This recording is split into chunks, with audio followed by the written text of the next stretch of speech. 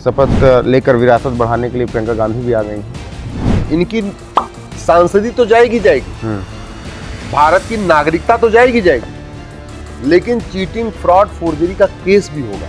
जिस तरीके से संभल में हिंसा हुई और हरिहर मंदिर होने का दावा किया गया, सुनियोजित साजिश थी, तो वहां से अजमेर शरीफ दरगाह गायब हो जाएगा, टूट जाएगा। 100 साल पहले वो जजिया देने की उनकी स्थिति नहीं थी, तो आज एकाएक उनके पास इतनी जमीन कहां से आ गई कि वो वक्फ करते जा रहे हैं।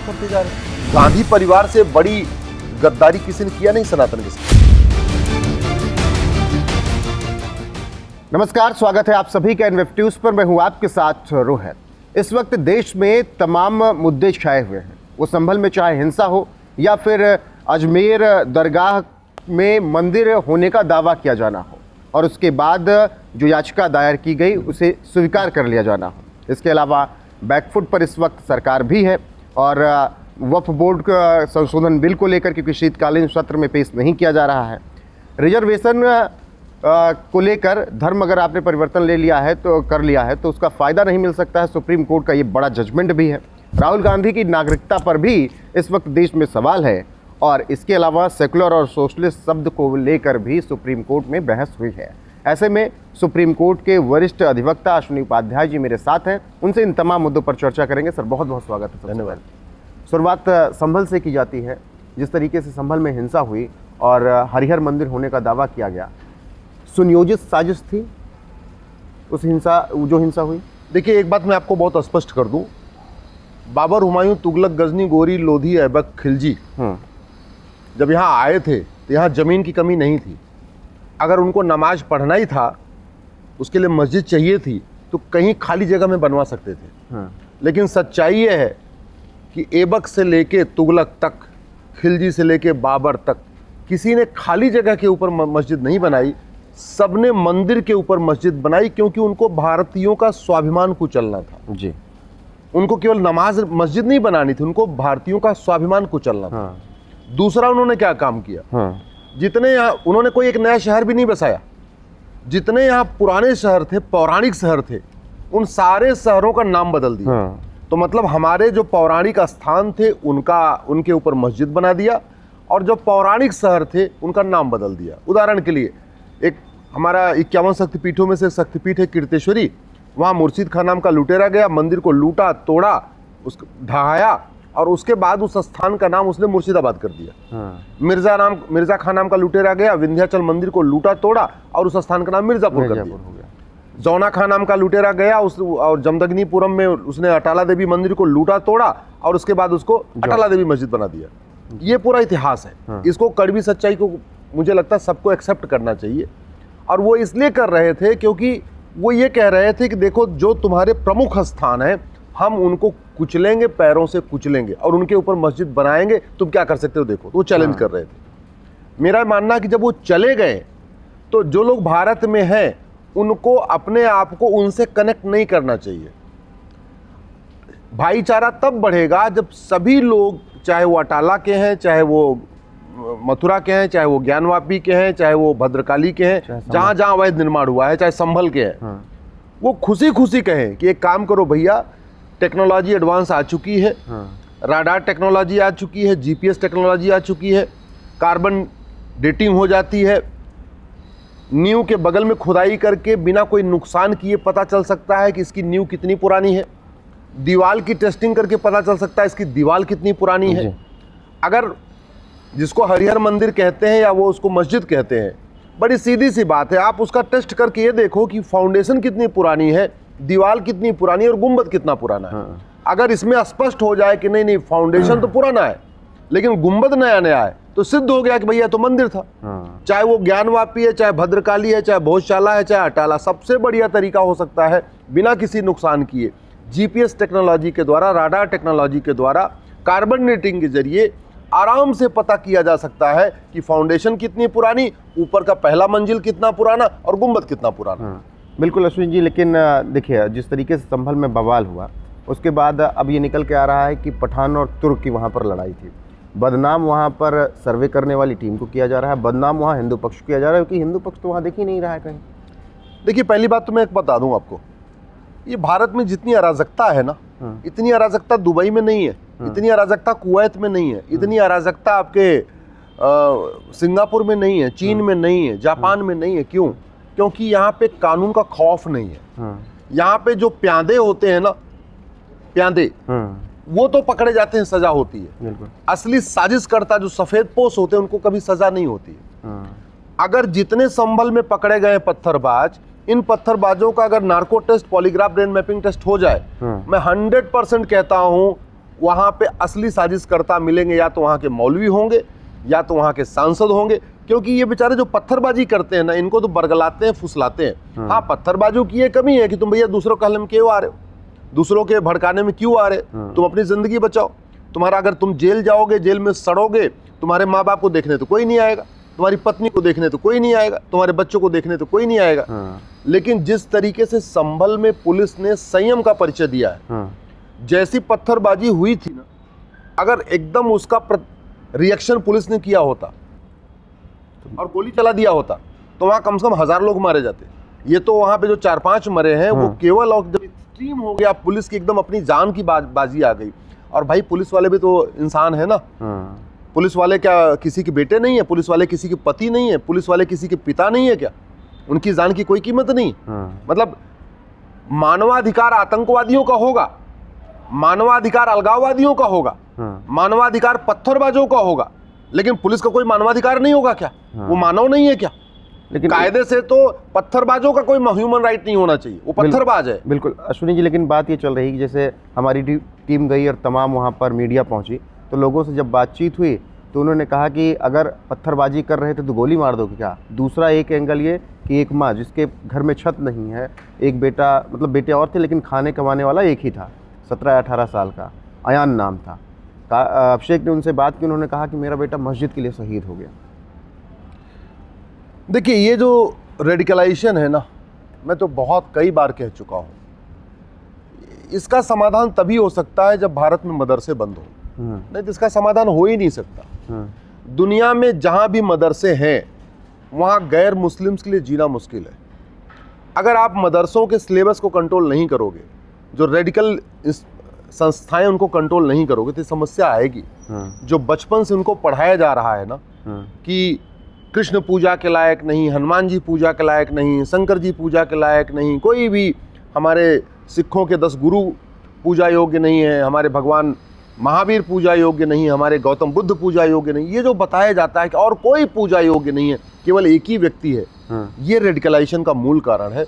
और ये बात दिन में 5 बार लाउड स्पीकर से कही जाती है कि कोई भी देवी देवता पूजा योग्य नहीं, कोई गुरु पूजा योग्य नहीं, कोई तीर्थंकर पूजा योग्य नहीं, गौतम बुद्ध महावीर पूजा योग्य नहीं, ये बात 5 बार कही जाती है। अगर यही बात हम अपने बच्चों को सिखा दें, जैसे मान लो मैं हनुमान जी का भक्त हूँ, मैं मांगलिक हूँ, हनुमान जी की पूजा करता हूँ, हमारे इष्ट देव हनुमान जी है, अगर मैं अपने बेटों को सिखाऊं बचपन से ही, जब पेट में है तब से सिखाना शुरू कर दूं केवल हनुमान जी पूजा योग्य हैं, केवल हनुमान जी पूजा योग्य हैं, तो बड़े होके वो भी रेडिकल हो जाएंगे। और इसका उदाहरण 1000 साल पहले हो चुका है। दक्षिण भारत में एक बार इस बात पे लेके युद्ध हो गया था कि शंकर जी आदिदेव हैं कि विष्णु जी आदिदेव हैं। वहां पे शैव मानते हैं शंकर जी आदिदेव, वैष्णव मानते हैं विष्णु जी आदिदेव हैं। इस बात को लेके दोनों में युद्ध हो चुका है।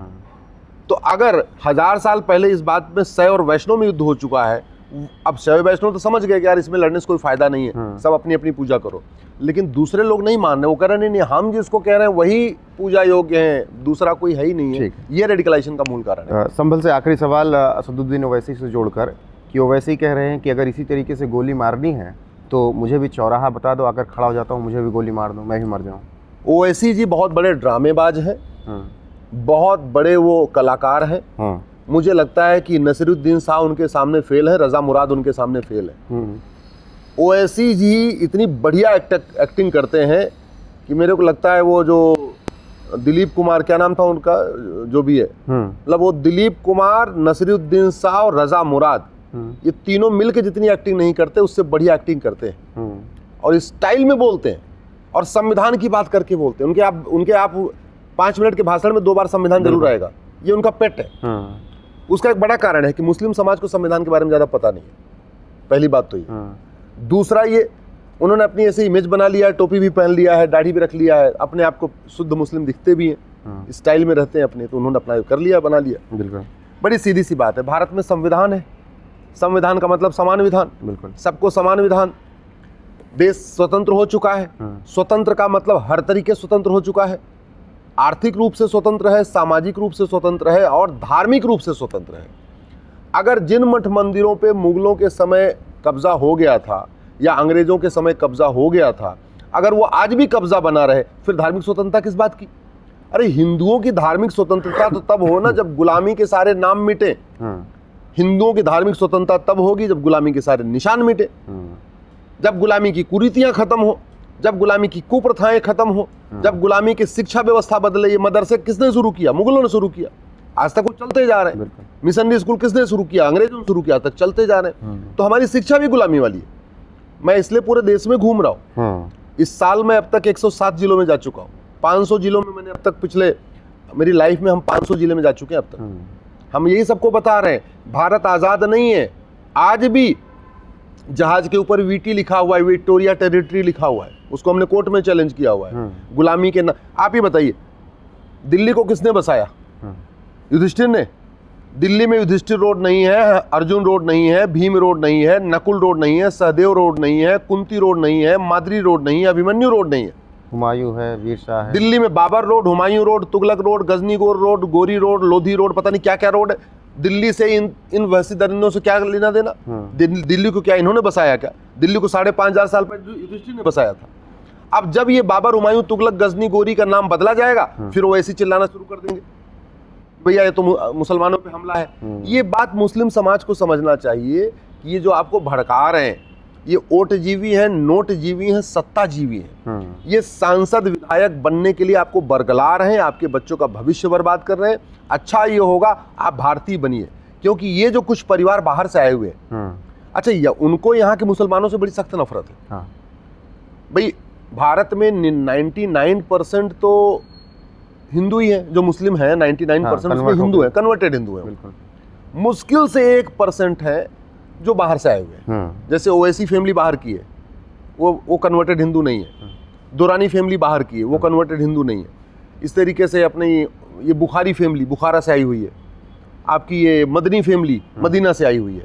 तो ये Madani family, Bukhari family, Durrani family, Owaisi family, ऐसे मुश्किल से 100 लोग हैं जो वास्तव में बाहर से आए हुए हैं। अदरवाइज कोई यहीं पे यादव था, कोई सरोज था, कोई पटेल था, कोई कुर्मी था, कोई केवट था, कोई मल्लाह था, कोई धोबी था, कोई नाई था, सब तो हिंदू थे। क्यों कन्वर्ट हो गए? बेचारे गरीब थे, जजिया नहीं दे पा रहे थे, नहीं जजिया दे पाए, कन्वर्ट हो गए। कई बार ऐसा हुआ कि उनको किडनैप, घेर लिया गया, उनकी माताओं और बहनों को कब्जा कर लिया गया और बोला अगर कन्वर्ट हो जाओगे तो छोड़ूंगा, तो बेचारे उसके डर में कन्वर्ट हो गए। आखिर इस दिल्ली में शीशगंज गुरुद्वारा बना हुआ है ना, गुरु तेग बहादुर जी का, उन्होंने वो कन्वर्ट नहीं हुए तो उनका गला काट दिया। अब सब लोग इतनी साहस तो नहीं है कि गला अपना कटवा लेंगे, कन्वर्ट नहीं होंगे, तो बेचारे जो डर गए थे वो कन्वर्ट हो गए। ठीक, अब आते हैं अजमेर पर। अजमेर दरगाह नहीं है, मंदिर है। कोर्ट ने ASI और सरकार से सर्वे के बारे में मंतव्य मांग लिया है, याचिका स्वीकार कर ली गई।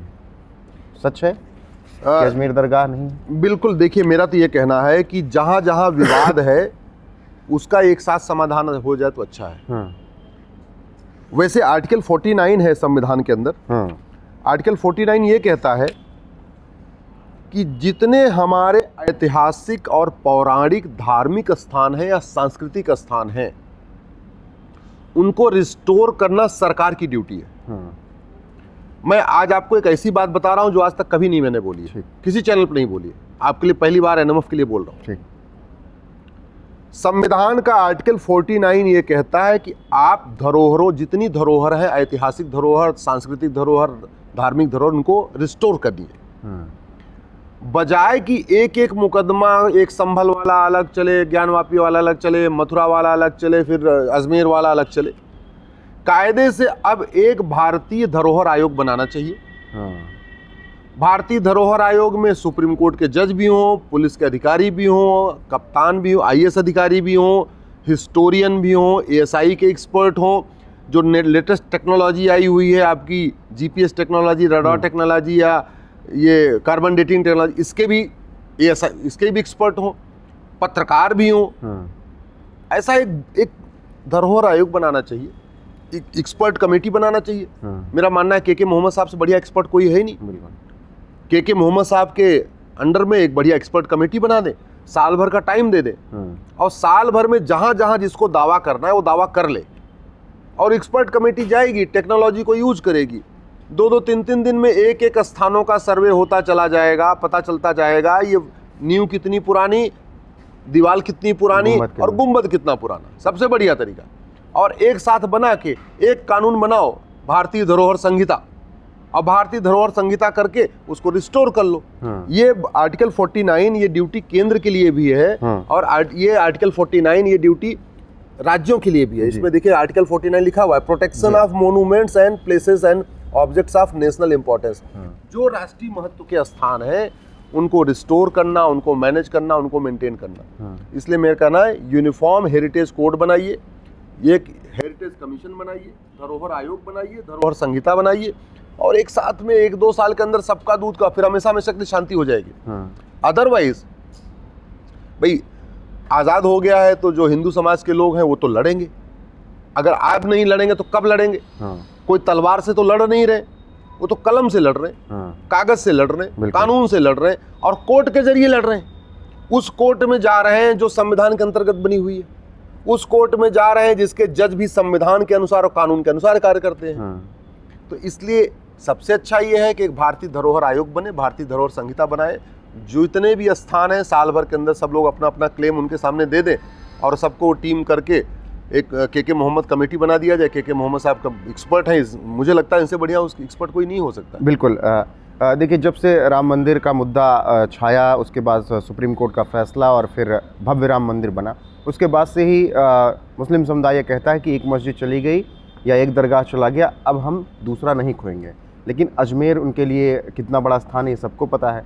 तो क्या अगर ऐसी स्थिति आई कि भविष्य में अजमेर पर दावा जो ठोका गया वो सच साबित हुआ, तो वहाँ से अजमेर शरीफ दरगाह गायब हो जाएगा, टूट जाएगा? देखिए, पहली बात मैं आपको बताऊं कि मज़ार दरगाह ये इस्लाम में हराम है। मज़ार दरगाह बनाना इस्लाम में हराम है, मज़ार दरगाह पे जाना हराम है। पक्का कब्रिस्तान बनाना इस्लाम में हराम है, पक्के कब्रिस्तान पे जाना हराम है। इसीलिए आपको दुबई में, कुवैत में, बहरीन में, अबू धाबी में, जितने इस्लामिक कंट्री जहाँ से इस्लाम शुरू हुआ है ना, वहाँ एक भी मज़ार नहीं मिलेगी, एक भी दरगाह नहीं मिलेगी, एक भी पक्का कब्रिस्तान नहीं मिलेगा। क्यों? क्योंकि ला इलाहा इल्लल्लाह, अल्लाह के अलावा कोई इबादत योग्य नहीं है। तो फिर मज़ार में किसकी इबादत करेंगे, दरगाह में किसकी इबादत करेंगे? इसलिए इस्लामिक कंट्री में एक भी मज़ार, दरगाह और पक्का कब्रिस्तान नहीं है। यहाँ G20 का सम्मेलन हुआ था दिल्ली में, तो सारे राष्ट्राध्यक्ष आए, सब लोग गए राजघाट महात्मा गांधी जी के समाधि स्थल पे, लेकिन अरब के सुल्तान MBS वो नहीं गए। क्यों? क्योंकि समाधि स्थल, जिसको हम समाधि स्थल कहते हैं, वो दरगाह कहा जाता है, दरगाह मजार मान लें, कब उसको आप मजार कह सकते हैं। वहाँ जाना ही ला इलाहा इल्लल्लाह का उल्लंघन हो गया। क्योंकि इस्लाम में तो यहाँ तक सिखाया जाता है कि माता पिता का भी पैर नहीं छूना, केवल और केवल अल्लाह के सामने झुकना। तो जब केवल अल्लाह के सामने झुकना है, तो ये तो ओवैसी साहब बताएं कि मज़ार दरगाह ये पाक कैसे हो गया? ऐसा तो है नहीं कि अरब की कुरान अलग है और भारत की कुरान अलग है। ऐसा नहीं कि अरब की हदीस अलग है और भारत की हदीस अलग है। सच्चाई तो यह है कि भारत में जो त्यौहार मनाए जाते हैं वो अरब के कैलेंडर से मनाए जाते हैं। चाहे ईद हो, चाहे मुहर्रम हो, चाहे जितने भी रोज़े हों, सब वहाँ के त्यौहार से मनाए जाते हैं। इवन यहाँ जो त्यौहार रोज़ा रखा जाता है उसमें छुहारा ही खाया जाता है, क्योंकि अरब के लोग खाते हैं। जो टोपी पहनी जाती है गोली वाली, वो भारत की टोपी थोड़ी है, वो अरब की टोपी है। जो दाढ़ी ऐसे रखते हैं वो भी भारत की दाढ़ी नहीं है, वो तो अरब की दाढ़ी है। जो लंबा छोटा पैजामा और बड़ा कुर्ता पहनते हैं वो भी अरब, भारत का पहनावा नहीं, वो कहाँ का है? वो भी अरब का है। तो अगर जब त्योहार अरब के हिसाब से मनाते हैं, खान पान अरब के हिसाब से रखते हैं, वेशभूषा अरब के हिसाब से रखते हैं, रीतियाँ अरब के हिसाब से रखते हैं, कुरान अरब से अरब वाली ही यहाँ पे चलती है, हदीस अरब वाली ही चलती है, तो फिर मज़ार दरगाह पक्का कब्रिस्तान अरब में हराम है तो यहाँ जायज़ कैसे हो गया? ये सवाल तो वो बताएं। बिल्कुल, जो लोग इसके पक्ष में कूद रहे हैं, किसी भी मज़ार दरगाह के पक्ष में कूद रहे हैं, वो बताएं कि वो इस्लाम में जायज़ है कि नहीं है। और मुझे तो लगता है इसको देवबंद के ऊपर इसको क्लैरिटी करना चाहिए। देवबंद बहुत मामलों में फतवा जारी करता है। देवबंद को स्पष्ट करना चाहिए कि जो चीज़ अरब में हराम है वो हिंदुस्तान में हलाल कैसे हो गया, जायज़ कैसे हो गया। बिल्कुल। अब आगे बढ़ते हैं। वक्फ बोर्ड को लेकर इस वक्त सरकार कहीं ना कहीं बैकफुट पर है। क्योंकि शीतकालीन सत्र की शुरुआत हो चुकी है और कहा जा रहा था कि वह बोर्ड संशोधन बिल इसी शीतकालीन सत्र में पेश कर दिया जाएगा। लेकिन अब खबर है कि बजट सत्र में इसे पेश किया जाएगा। वक्त और मांगा गया है जेपीसी की तरफ से।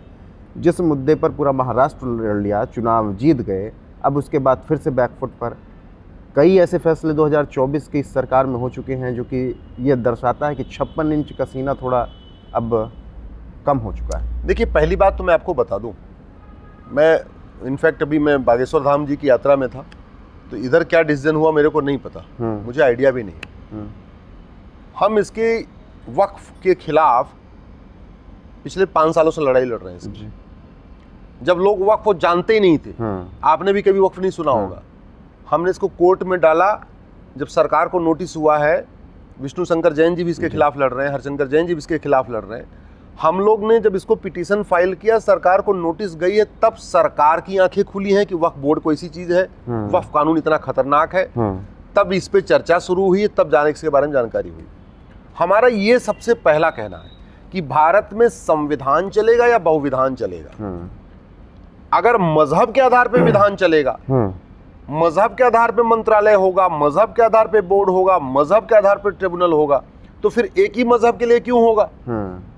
फिर तो एक हिंदू जैन बौद्ध सिख के लिए एक सनातन बोर्ड होना चाहिए, हिंदू जैन बौद्ध सिख के लिए सनातन मंत्रालय होना चाहिए, हिंदू जैन बौद्ध सिख के लिए आपको एक सनातन आयोग भी होना चाहिए, हिंदू जैन बौद्ध सिख के लिए जैसे अल्पसंख्यक मंत्रालय अलग चल रहा है, एक सनातन मंत्रालय अलग से चलना चाहिए। अगर यही करना है, और फिर तो संविधान से सेकुलर शब्द भी हटा देना चाहिए जो प्रियम्बल में पड़ा, जो आपातकाल में जोड़ा गया।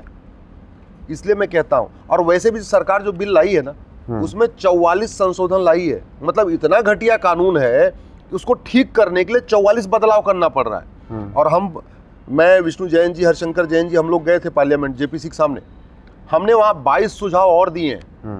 अभी सरकार के 44 सुझावों के बाद भी वो ठीक नहीं हुआ है। हम 22 सुझाव और दे के आए हैं, तब जाके वो ठीक होगा। लेकिन हमारा ये कहना है कि भारत में मजहब के आधार पर नहीं होना चाहिए।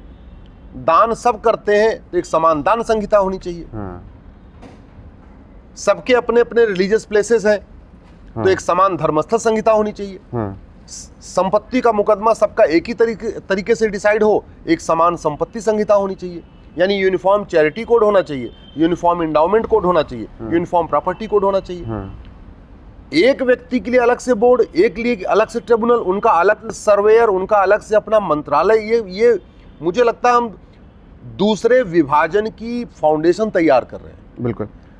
मैं आपको बहुत जिम्मेदारी के साथ कह रहा हूं, जो ये भारत में पूरे मदरसे चल रहे हैं, या जितना सब कुछ ये चल रहा है, ये क्यों चल रहा है? क्योंकि हमने माइनॉरिटी को डिफाइन ही नहीं किया।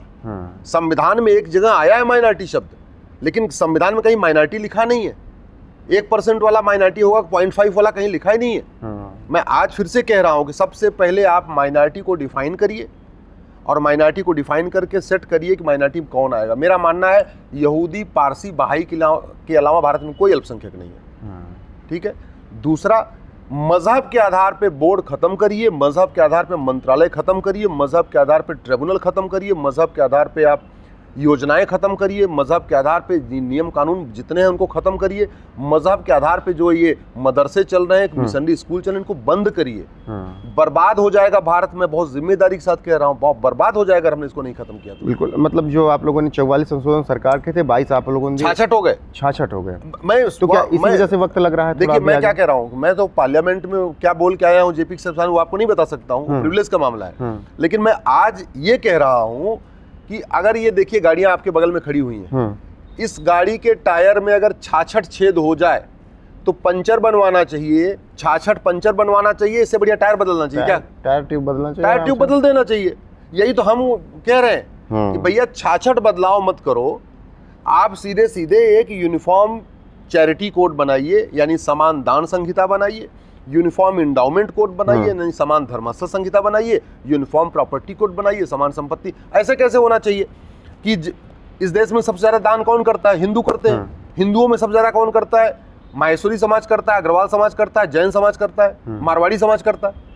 अब बिरला जी पूरे देश में मंदिर बनवाते हैं। बिरला जी के मंदिर पे अगर मैं जाके बोलूं या आप जाके बोलो कि बिरला जी आप जहाँ धर्मशाला बना रहे हो, मंदिर बना रहे हो, ये तो हमारे दादाजी ने हनुमान मंदिर बनाने के लिए छोड़ा हुआ है, तो आपका मुकदमा और बिरला जी का मुकदमा कोर्ट में चलेगा।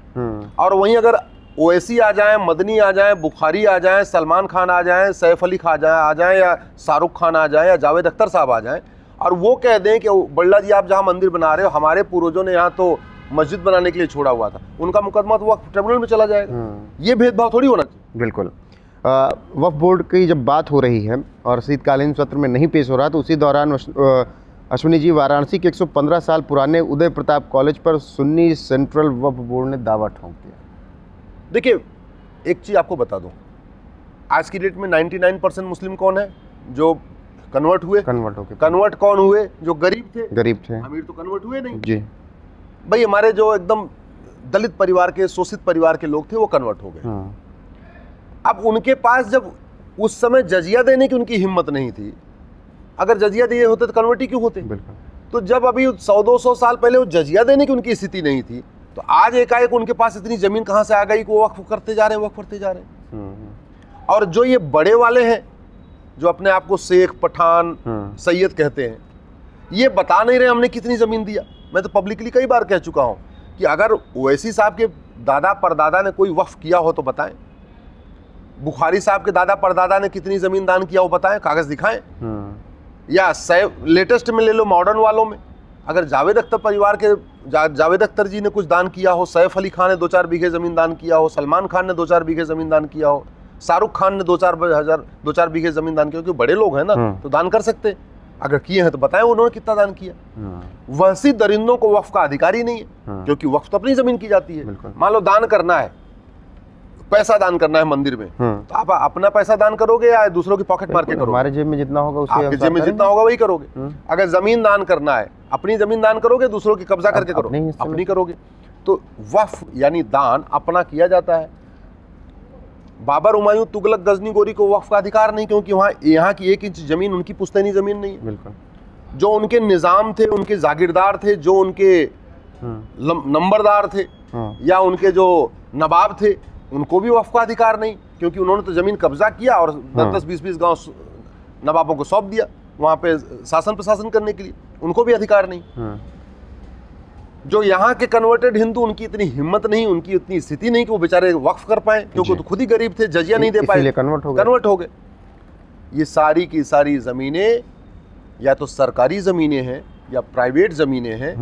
रेलवे की जमीनों को वक्फ ने कब्जा किया है। अब आप देखिए 115 साल पुराना मामला, 115 साल पुराने उदय प्रताप यूपी कॉलेज की जमीन को वक्फ बोर्ड कब्जा कर रहा है। यही इसने किया है।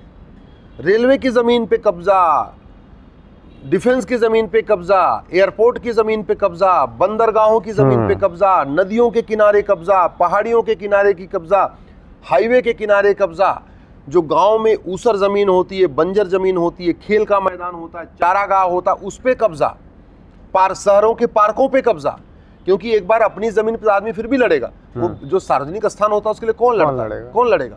अच्छा, इनका इतना वो है बढ़िया, इनका कानून कांग्रेस इनको बना के दे दिया। मतलब इस देश में गांधी परिवार से बड़ी गद्दारी किसी ने किया नहीं सनातन के साथ। अंग्रेजों ने भी इतना घटिया वक्फ एक्ट नहीं बनाया था जितना गांधी परिवार ने बना के दिया।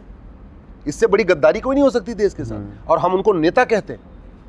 भाई, गांधी परिवार के लोगों ने संविधान की शपथ लिया। नेहरू जी, इंदिरा जी, राजीव गांधी जी, राहुल गांधी जी, सोनिया गांधी, सब संविधान की शपथ लिए हैं। संविधान की शपथ लेके क्या कहते हैं कि हम देश के साथ न्याय करेंगे, लोगों के साथ न्याय करेंगे। उन्होंने तो गद्दारी किया देश के साथ। संविधान की शपथ लेके मजहब को प्रमोट करने के लिए, मजहब को एक खास सहूलियत देने के लिए दुनिया भर के कानून बना दिए।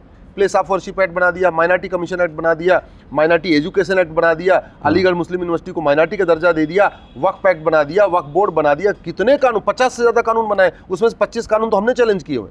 बिल्कुल। अब उसी संविधान की शपथ लेकर विरासत बढ़ाने के लिए प्रियंका गांधी भी आ गई हैं। आज शपथ हो चुकी है। नहीं, वो तो उनके सब आएंगे, प्रियंका आएंगी, उसके बाद उनके रेहान गांधी आएंगे, फिर रॉबर्ट वाड्रा आएंगे। उनके घर में तो जो पैदा हो जाए ना, बस इंसान होना चाहिए। भाई, उनके घर के कुत्ते उत्ते तो चुनाव नहीं लड़ सकते, वो बिस्किट ही खाएंगे, ठीक है, वो तो खाना पीना खाएंगे।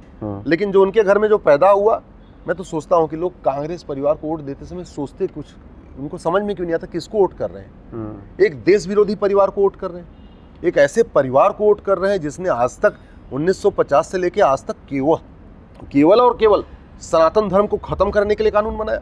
एक ऐसे परिवार को वोट कर रहे हैं जिसने 1950 से लेकर आज तक या तो क्रिश्चियनिटी को प्रमोट करने के लिए कानून बनाया या इस्लाम को प्रमोट करने के लिए कानून बनाया, सनातन धर्म को हमेशा बर्बाद करने के लिए कानून बनाया, उसको वोट कर रहे हैं। बिल्कुल। अब रिजर्वेशन को लेकर बात करते हैं। सुप्रीम कोर्ट का बड़ा फैसला, रिजर्वेशन का फ़ायदा लेने के लिए धर्म परिवर्तन धोखाधड़ी, और सुप्रीम कोर्ट ने कह दिया ऐसा नहीं होना चाहिए। देखिए, भारत के संविधान में बहुत साफ साफ लिखा हुआ है, केवल दलितों पिछड़ों को ही विशेष सहूलियत मिल सकती है, महिलाओं और बच्चों को विशेष सहूलियत मिल सकती है, बाकी किसी के लिए अलग से कोई व्यवस्था नहीं होगी। रिलीजन के आधार पे तो बिल्कुल नहीं होगी। ये हमारे संविधान निर्माताओं ने कहा था। मजहब के आधार पे विभाजन हो चुका है, अब इसलिए मजहब के आधार पे कोई सुविधा नहीं, मजहब के आधार पे न वजीफा होना चाहिए, मजहब के आधार पे कोई रिजर्वेशन नहीं होना चाहिए, मजहब के आधार पे कोई बैंक का लोन नहीं, कुछ नहीं होना चाहिए। दुर्भाग्यवश इस देश में बहुत कुछ मजहब के आधार पे चल रहा है। इस देश में तो कांग्रेस ने हज करने के लिए सब्सिडी तक दे दिया था, कभी रामेश्वरम जाने के लिए सब्सिडी नहीं दिया, बद्रीनाथ केदारनाथ द्वारका जाने के लिए सब्सिडी नहीं दिया, या जो चीन में अपना है क्या कहते हैं वहाँ जो जाते रहते हैं मानसरोवर, कैलाश मानसरोवर, वहाँ के लिए कभी सब्सिडी नहीं दिया, लेकिन वहाँ के लिए दिया कई बार। तो ऐसे मुझे लगता है कि ये कहने के लिए गांधी हैं, कहने के लिए नेहरू हैं, इनका डीएनए मेरे को डाउट होता है कि इनका डीएनए कुछ और ही है। मेरे को लगता नहीं है हिंदू है, क्योंकि हिंदू कभी इतना सनातन विरोधी काम नहीं करेगा। अब जहाँ तक रिजर्वेशन की बात आई, बड़ी सीधी सी बात है, जब आपको अगर सनातन धर्म में नहीं रहना है तो जाओ, लेकिन फायदा सनातन वाला चाहिए, लाभ सारा सनातन धर्म का चाहिए, और अपनाना विदेशी धर्म है, और ऐसे रिलीजन को भी अपनाना है जो भारत के संविधान को मानता ही नहीं। भाई जैनिज्म, बुद्धिज्म, सिखिज्म जो सनातन से निकले हुए, ये पूरे संविधान को मानते हैं। संविधान कहता है सब समान है, जैनिज्म, बुद्धिज्म, सिखिज्म कहता है सब समान है, लेकिन क्रिश्चियनिटी, इस्लाम सबको समान नहीं मानता। इस्लाम तो कहता है जब तक कबूल नहीं कर लोगे तब तक तुम नापाक हो, दोजख में जाओगे, तुम दोजख में जाओगे, जहन्नुम में जाओगे। क्रिश्चियनिटी भी यही कहता है, जब तक तुम हालेलुया नहीं करोगे, जब तक तुम हमारे क्रिश्चियनिटी में नहीं आओगे, तब तक तुम हेल में जाओगे। यानी जो क्रिश्चियन बनेगा वो हेवन में जाएगा, जो क्रिश्चियन नहीं होगा हेल में जाएगा, जबकि संविधान कहता है सब एक समान है। तो क्रिश्चियनिटी और इस्लाम की जो बेसिक डॉक्ट्रिन है ना, बेसिक फिलॉसफी है, वो इस भारत के संविधान के खिलाफ है, भारत के विचार के खिलाफ है, भारत की सोच के खिलाफ है। भारत की सोच है वसुधैव कुटुंबकम, पूरा पृथ्वी एक परिवार है। क्रिश्चियनिटी और इस्लाम इसको नहीं मानता। भारत की सोच है नारी तू नारायणी, यत्र नारस्ती पूजते रमनते तत्र देवता। नारी की जहाँ पूजा होती है वहाँ पे देवता निवास करते हैं। क्रिश्चियनिटी, इस्लाम नहीं मानता, वो नारी को सेकंड दर्जे में रखता है, नीचे रखता है। भारत की संस्कृति है कि नाम भी हमारे पहले सीताराम, बिल्कुल, पहले सीता फिर राम, राधे श्याम, पहले राधा फिर श्याम, गौरी शंकर, पहले गौरी फिर शंकर। बिल्कुल। हमारे यहाँ तो बाकी लोग नदियों को नदी मान के नहाते धोते हैं, ठीक है, उनके लिए नदी केवल पानी पीने का साधन है। हमारे लिए गंगा माता है, यमुना माता है, सरस्वती माता है। हम नदियों की पूजा करते हैं, हम पहाड़ों की पूजा करते हैं। बाकी लोगों के लिए जो पेड़ है वो केवल लकड़ी के लिए साधन है।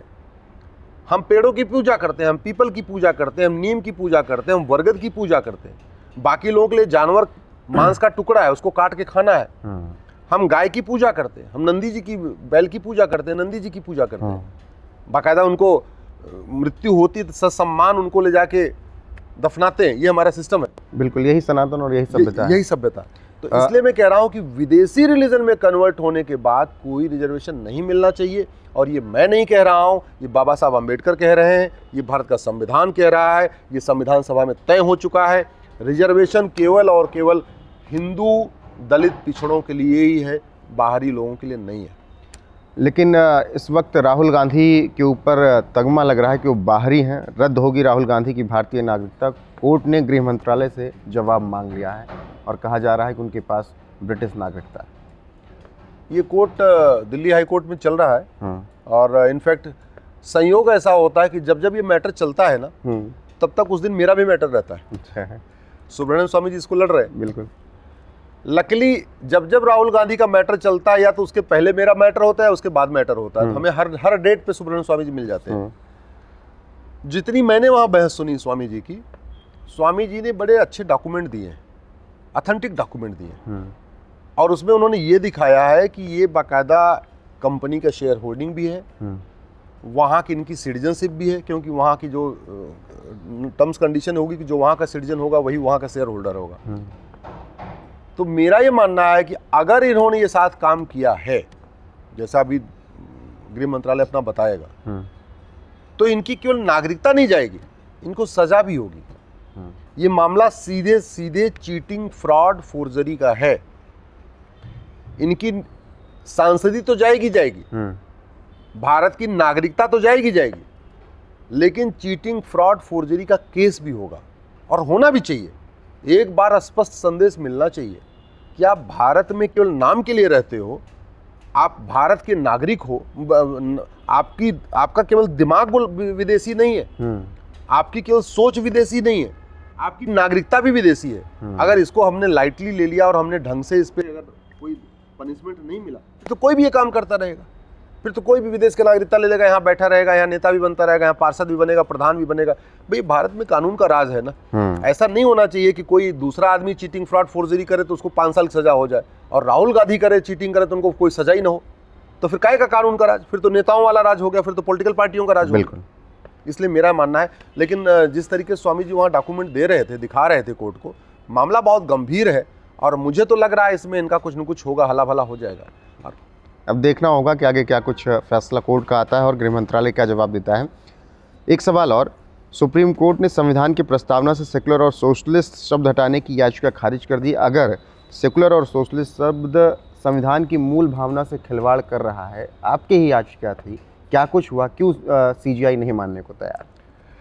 देखिए, जिसको आप याचिका खारिज करना बता रहे हैं, वो हमारी बहुत बड़ी जीत है। समझाइएगा। हाँ, मैंने 2023 में एक PIL फाइल किया था कि भारत में एक नामकरण आयोग बनाया जाए, और पूरे देश में जितने भी बाबर, हुमायूं, तुगलक, गजनी, गोरी के नाम पे सड़क, मोहल्ले, गलियां हैं, कस्बे हैं, तहसीलें हैं, सबको नाम बदल के उनके ओरिजिनल नाम को रिस्टोर किया जाए। जब ये मैटर हमारा गया जस्टिस KM जोसेफ साहब की बेंच में, और जस्टिस नागरत्ना जी की बेंच थी, जो आगे चल के CGI भी बनेगी, तो उन्होंने एक बहुत अच्छा कमेंट किया था। उन्होंने कहा था, Hinduism is a way of life. तो मैं तो आपके सभी दर्शकों से कहूँगा, एक बार गूगल करिए Hinduism is a way of life, Ashwini Upadhyay, आपको पूरा वो आर्टिकल मिल जाएगा। ये छपा हुआ है, अखबारों ने छापा है। उन्होंने कहा कि मिस्टर उपाध्याय, आप इससे मत करिए, हिंदुत्व तो एक वे ऑफ लाइफ है, ये बड़ा टॉलरेट होता है, और ऐसा कह के उन्होंने हमारी पिटीशन को एक्सेप्ट नहीं, रिजेक्ट किया। मैंने अपनी पिटीशन विड्रॉ ली, जो भी। फिर 2024 मैंने PIL फाइल किया कि भाई एक काम करिए, चूंकि इमरजेंसी के दौरान संविधान में प्रियम्बल जोड़ा गया, जबकि संविधान निर्माताओं ने कहा था कि प्रियम्बल में कोई छेड़छाड़ नहीं होगी, जो बदलाव करना होगा संविधान में होगा। जैसे हम इस पूरी बिल्डिंग में बैठे हुए हैं, ठीक है, 4-5 स्टोरी की बिल्डिंग है, बिल्कुल। अब ऊपर का फ्लोर आपके पास है, आप उस ऊपर के फ्लोर में जो बदलाव करना चाहे करिए। जहाँ स्टूडियो है वहाँ किचन बना दीजिए, जहाँ किचन है वहाँ पे आप अपना रिसेप्शनिस्ट बैठा दीजिए, जहाँ आपका इस समय सोफा लगा हुआ है वहाँ पे आप कुछ और काम कर लीजिए, आपके पास पूरा अधिकार है। लेकिन इस पूरी बिल्डिंग की नीचे का जो फाउंडेशन, उसको आप बदल सकते हैं क्या? बिल्कुल नहीं। नीचे का फाउंडेशन तब बदला जाएगा जब इस पूरी बिल्डिंग को डिमोलिश करना हो।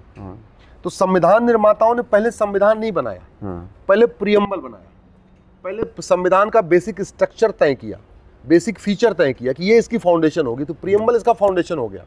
उसको, उस प्रियम्बल को कैसे अचीव करेंगे, equality, justice, liberty, fraternity, unity, national integration को, वो लिख दिया संविधान के अंतर्गत।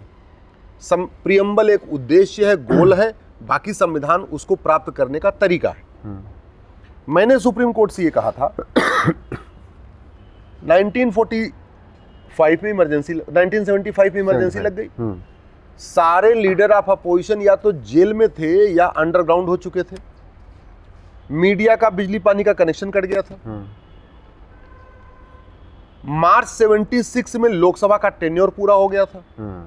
लोकसभा को विल ऑफ द पीपल कहते हैं, तो यानी मार्च 76 में विल ऑफ द पीपल खत्म हो गई, और इसमें जो सेकुलर शब्द जोड़ा गया और नवंबर में जोड़ा गया, यानी लोकसभा का 5 साल कार्यकाल जब पूरा हुआ उसके 8 महीने के बाद, चूंकि इमरजेंसी लगी थी, इलेक्शन नहीं हुआ था, तो कार्यकाल बढ़ाया गया था। लेकिन जो कार्यकाल बढ़ाया गया था वो संविधान संशोधन के लिए थोड़ी, और किस कंडीशन पे कार्यकाल का बढ़ा दिया वो मैं आपको बताता हूँ। इंदिरा गांधी जी का संसद की सदस्यता इलाहाबाद हाईकोर्ट ने रद्द कर दिया। वो भाग के 12 जून की बात है, 12 जून 75 को इलाहाबाद हाईकोर्ट ने उनकी संसद की सदस्यता को अयोग्य घोषित कर दिया। उन्होंने बहुत फ्रॉड किया था अपने इलेक्शन में, रायबरेली से, रायबरेली वाले राजनारायण जी ने इलेक्शन पिटीशन फाइल किया। वो 13 जून को भाग के आई दिल्ली सुप्रीम कोर्ट। 13 जून की उनकी पिटीशन फाइल हुई, 14-15 जून को पहली सुनवाई हुई, 24 जून को उसकी फाइनल हियरिंग हुई। 24 जून को सुप्रीम कोर्ट ने यह कहा कि हम आपको कार्यवाहक प्रधानमंत्री बनने का अधिकार दे रहे हैं, लेकिन ना आप प्रधानमंत्री कार्यालय जाएंगी, ना आप किसी कागज पे साइन करेंगी, ना आप वेतन लेंगी, आप कोई काम नहीं करेंगी, बस जब तक इलेक्शन नहीं हो जाता तब तक आप केवल बनी रहिए, बस इतना काम किया। मतलब वो सारी टर्म्स कंडीशन थी जो केजरीवाल जी को जमानत देते समय सुप्रीम कोर्ट ने रखी थी। भाई सेम यही कंडीशन थी केजरीवाल जी के लिए, आप मुख्यमंत्री कार्यालय नहीं जाओगे, मिलोगे नहीं, साइन नहीं करोगे। तो उससे बेचारे निराश होकर केजरीवाल जी ने तो इस्तीफा दे दिया। आतिशी मारलेना को किस्मत खुल गई, उनको मुख्यमंत्री बन गई। लेकिन जब यही आदेश उस समय इंदिरा गांधी जी के लिए दिया, तो इंदिरा गांधी ने इस्तीफा नहीं दिया, किसी और को प्रधानमंत्री नहीं बनाया, जबकि चाहती तो 352 उनके पास सांसद थे उस समय लोकसभा में। भाई एक की सदस्यता गई थी ना, 351 में से किसी और को चुन लेती, लेकिन नहीं, हमें ही बनना है। और अहंकार देखिए कि 24 जून का सुप्रीम कोर्ट का फैसला आया और 25 जून को देश में आपातकाल लगा दिया, 26 जून को मीडिया का बिजली पानी कनेक्शन काट दिया, बाद में संविधान में संशोधन किया कि हमारे खिलाफ कोई मुकदमा नहीं चलेगा फ्यूचर में, एक और संविधान में संशोधन किया कि जो इमरजेंसी लगी है इसको कोर्ट में रिव्यू नहीं किया जाएगा। ऐसे बहुत सारे संविधान संशोधन करती गई और जब 76 में मार्च 76 में टेन्योर खत्म हो गया, उसके 8 महीने के बाद ये कर दिया। यही बात जो बातें मैं आपको बता रहा हूँ, यही सब बातें मैंने सुप्रीम कोर्ट को कहा। लेकिन माननीय सुप्रीम कोर्ट का ये कहना था कि अब तो 5 दशक बीत चुके हैं, 50 साल हो चुका है, 48 साल लगभग हो चुका है, इतने दिन बाद क्यों आए हैं। लेकिन उन्होंने कहा सरकार के पास ये पूरा अधिकार है प्रियम्बल को बदलने का। तो अब इसका मतलब क्या हुआ? 2023 में सुप्रीम कोर्ट कह रहा है Hinduism is a way of life. 2024 में सुप्रीम कोर्ट कह रहा है कि संविधान के प्रियम्बल को सरकार बदल सकती है।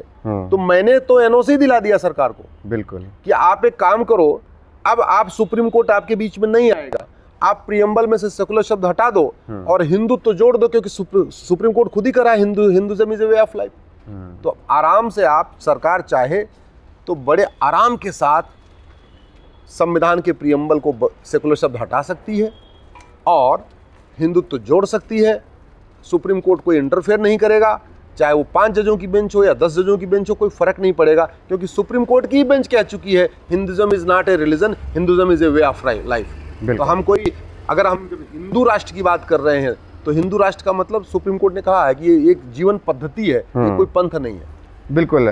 तो तस्वीरें इन बातों से साफ हो गई कि क्या कुछ कहा सुप्रीम कोर्ट ने और किस तरीके से सेकुलर और सोशलिस्ट शब्द को लेकर जो याचिका बात चल रही थी खारिज की गई है। उससे कहीं ना कहीं सरकार को एक एनओसी मिल गई है, अगर वो अब काम आगे करना चाहे तब। इसके अलावा देश के तमाम और मुद्दों पर सुप्रीम कोर्ट के वरिष्ठ अधिवक्ता अश्विनी उपाध्याय ने बहुत विस्तार से चर्चा की और हर एक मुद्दे पर बहुत शानदार तरीके से दर्शकों को समझाया। बहुत बहुत शुक्रिया सर जुड़ने के लिए न्यूज़ से। अब आप लोग को ये चर्चा कैसी लगी कमेंट में अपनी राय जरूर बताइएगा, बने रहेगा हमारे साथ। नमस्कार। हाँ सर, कुछ करना तो नहीं, मैं कहा वीडियो को शेयर कर देना।